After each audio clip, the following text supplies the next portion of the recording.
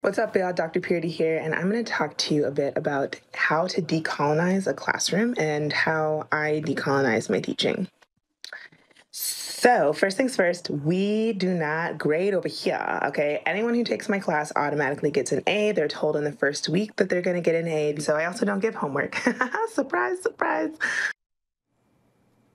Wow, I feel bad for her students and that poor cat in the video. Mrs. Cat Lady, aka Chandler Purity, shockingly was a professor in the Environment Department at the University of California, San Diego. And her quest, well, to decolonize the classroom, whatever that even means. How did she do that? By teaching her students absolutely nothing. Her own words, you heard it there, I gave everyone an A and I don't give any homework. Now, keep in mind, out-of-state tuition for the university that this professor teaches at is around $45,000 a year. You might as well flush that hard-earned money down the toilet. Well, I'd like to welcome my next guest to the program, a former professor who didn't give all of her students A's in an attempt to decolonize the classroom, distinguished senior fellow at the Texas Public Policy Foundation, Dr. Carol Swain. Doctor, welcome to the program. Thank you.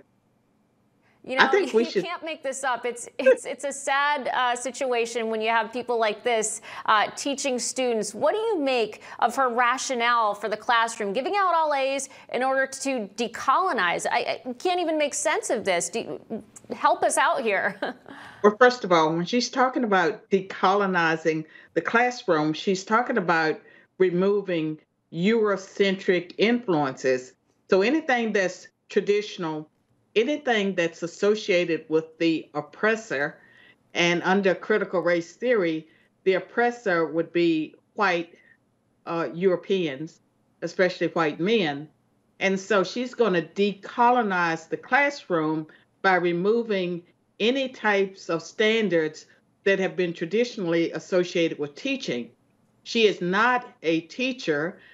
She is a discussion group leader.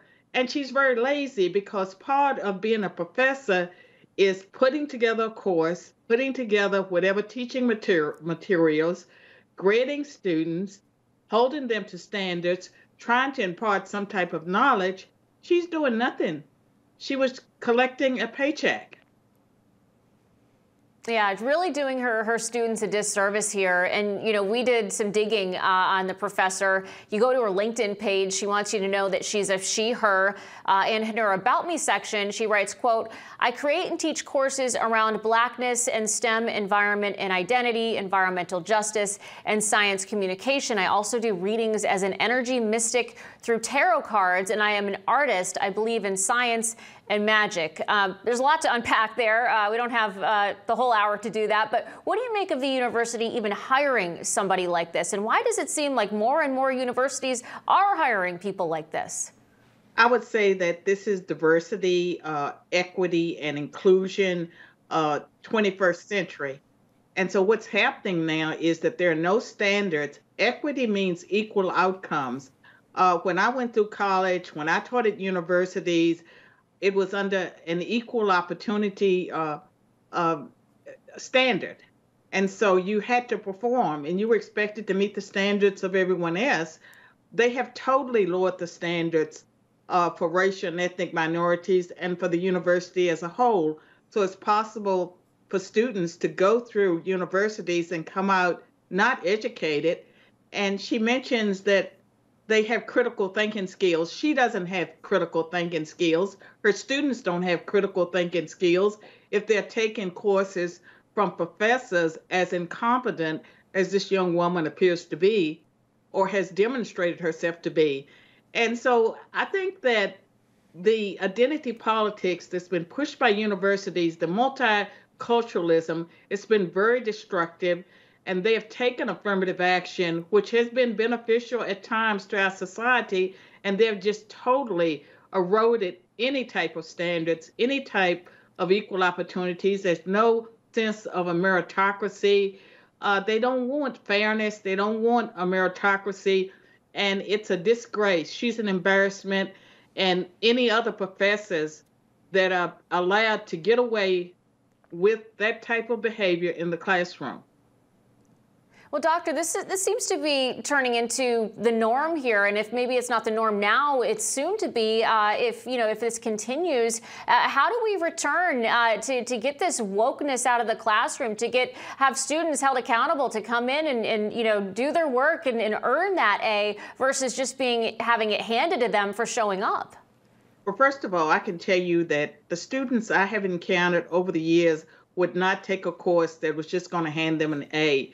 That many of the students, are very driven. They want to work.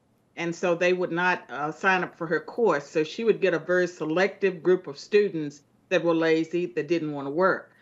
I think for universities, the Supreme Court has an opportunity to strike down race-based affirmative action. And I think that they should, because with the DEI and the CRT regime, it has become very discriminatory. There are racial double standards that are not tolerable.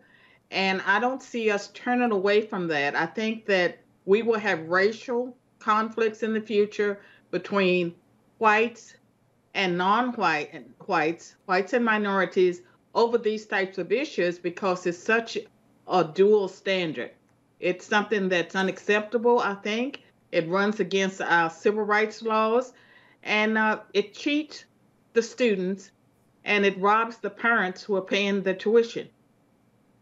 It does. And I think there are a lot of people in academia who say, you know what, it's not what it used to be. I'm going to find a different career, sadly. What would be your advice to professors who don't want to go along with this woke curriculum, but they don't feel they can speak out?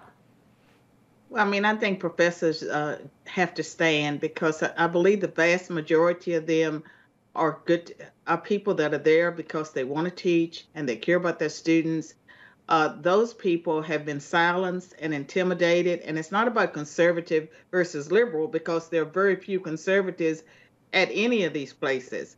So what's taking place now is that the inmates are running the prisons, and the administrators, I think a lot of those administrators are people from the 1960s. They were radicals. They're drawing 6- and 7-figure salaries, and they're not doing any work. They're allowing the students to go through the educational process without being educated. Parents need to say no. Trustees need to say no. And the students, they need to demand an education. They need to demand professors who come to class prepared and who hold them to some type of standard. Indeed. Well, Dr. Carol Swain, always a pleasure to have you on the program. Thanks for your insight tonight. Thank you. Well, Kevin McCarthy is acting like the next Speaker of the House, but he may not have the votes come January. So are Republicans playing with fire with their slim majority? I'll ask the chairman of the House Freedom Caucus, Congressman